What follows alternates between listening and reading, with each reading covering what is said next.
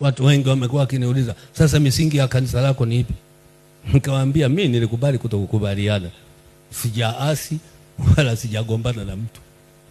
Misingi yangu ya miaka 57 siwezi kubadilisha.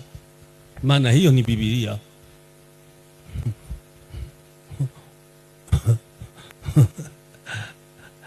Hayo usiniulize mambo ya misingi. Vile ulivyokuwa unaniona naamini miaka yote niko vile vile, mnisikilize wote.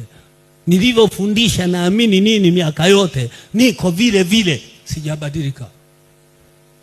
Mchungaji mzee, tunataka tuone misingi yako ya imani.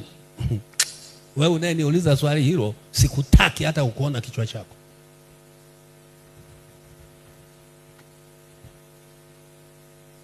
Yaani miaka yote nimekufundisha ninaamini nini, alafu naniuliza tena naamini nini?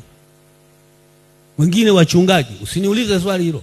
Miaka yote nimekaa na wewe, wale wazee miaka zaidi ya 50 nimekaa na ninyi nikifundisha imani ninayoiamini, alafu leo unaniuliza naamini nini? Toka hapa.